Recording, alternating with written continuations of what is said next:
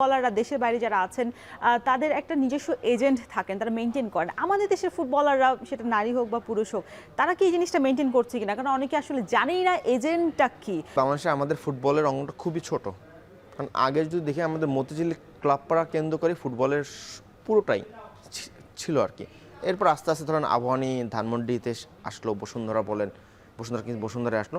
এইভাবে ক্লাবগুলো কিন্তু আস্তে আস্তে মানে একটু করেই আগাচ্ছে। এখন যদি প্রিমিয়ার লিগে দেখেন ঢাকার বাইরের টিম নেই বলতে, কোনো ঢাকার বাইরে কোনো টিম নেই। সো আমাদের ফুটবলের যে নেটওয়ার্কটা ছোটো, এই জন্য বাংলাদেশের ফুটবল এজেন্টের দরকার পড়ে না লোকাল প্লেয়ারদের একদিক দিয়ে। আর সেকেন্ডলি হলো যদি ধরেন বাইরে খেলার ব্যাপার আছে, বাইরে খেলার ব্যাপারে ওরকম মানুষের প্লেয়ারদের আগ্রহ একটু কম, প্লাস সুযোগও সীমিত। এই জন্য এই দুইটা ব্যাপার চিন্তা করলে দেখা যাবে বাংলাদেশের ফুটবলের নেটওয়ার্ক প্লাস বাইরে খেলার সুযোগ সুবিধা, এই দুইটা যেহেতু মানে খুবই কম, এই জন্য এজেন্টের মনে হয়। এমনি দেশের ফুটবলারদের খেলার পরিধিটা শুধু দেশের ফুটবলে কেন খেলবে? তারা অন্য দেশে খেলবে, সেটা যদি হয় আসিয়ান অঞ্চলে বা ইউরোপিয়ান কান্ট্রিগুলোতে। সেক্ষেত্রে আসলে এজেন্টটা মেনটেন করা উচিত, মানে ভালো কি না ফুটবলারদের জন্য? হ্যাঁ, মেনটেন করা একটা ভালো, কারণ কি ধরেন আমি যে নর্মালি এই কোচের ব্যাপারে আসি, পৃথিবীতে ফিফার মেম্বার আছে 211টা। সো মাত্র পৃথিবীতে মানে একটা সময় 211 জন একটা মানে জাতীয় দল হেড কোচ হতে পারবে। সো এই জিনিসটা কিন্তু খুব কম্পিটিশনের একটা ব্যাপার। সবাই কিন্তু চাইলে কিন্তু জাতীয় দল হেড কোচ হতে পারে না। হয়তো ক্লাব লেভেলে তার অনেক সাফল্য আছে, কিন্তু জাতীয় দলে পাওয়াটা একটু ডিফিকাল্ট।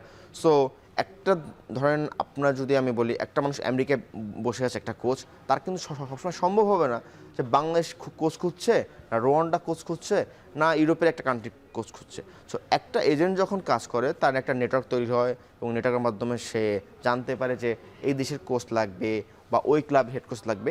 সো একটা এজেন্ট মেনটেন করলে হয় কি, এজেন্ট আপনাকে চাকরি খুঁজতে হেল্প করবে। দেখবেন যে হামজা বিজ্ঞাপনের বাজারে এখন পুরোটাই দখল করে আছে, যেটা আমরা অতীতে দেখতাম যে ক্রিকেটার যারা ছিল তারা দখল করতো। এখন দেখা যাবে যে শুধু হামজা নয়, জামালও অনেকগুলো ব্র্যান্ডের সাথে মিলে কাজ করছে।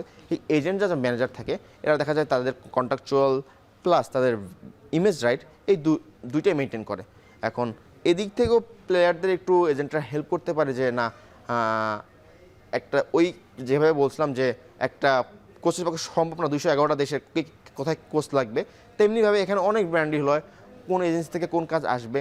যখন একটা ম্যানেজার পার্সোনালি কাজ করে ফিল্ডে মাঠে থাকে, সে জানে যে এই কোম্পানির কাছে, এই কোম্পানি হয়তো স্পোর্টসে ইন্টারেস্ট হইতে পারে, বা স্পোর্টস রিলেটেড তার ব্র্যান্ড আছে বা তাদের জন্য একটা করতে পারে। তখন যদি তার ম্যানেজার যদি পিচ করে ওই কোম্পানিকে বা এজেন্সিকে যে আমার ক্লায়েন্টকে তুমি নিতে পারো, হ্যাঁ তোমার এই ব্র্যান্ডের সাথে বা এই প্ল্যানের সাথে ফিট হইতে পারে, তখন সে কিন্তু একটা ব্র্যান্ড ডিল পাচ্ছে।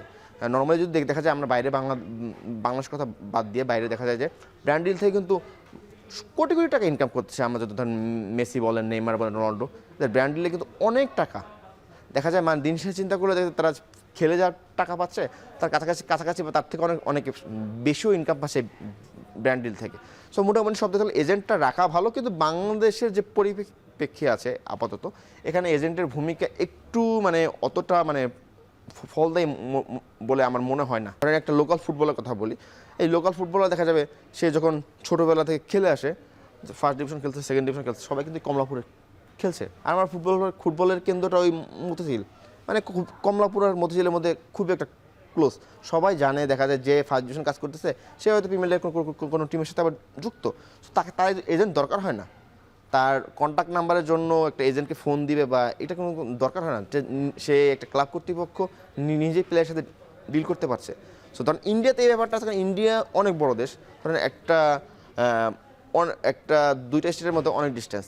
আপনি যখন অন্য একটা স্টেটের প্লেয়ারের সাথে যোগাযোগ করতে যাবেন, দেখা যায় আপনার সাথে কন্ট্যাক্ট নেই, তখন আপনি কী হয়, বাই ডিফল্ট আপনি যদি সার্চ করেন, ধরেন আমার নাম সার্চ করলে আপনি গুগল থেকে আমার কন্ট্যাক্ট ইনফরমেশন পাবেন, বাট একটা প্লেয়ারের কিন্তু কন্ট্যাক্ট ইনফরমেশন পাবেন। তখন কী হয়, ওই এজেন্টের থ্রুর মাধ্যমে প্লেয়ারের সাথে যোগাযোগ করতে হয়।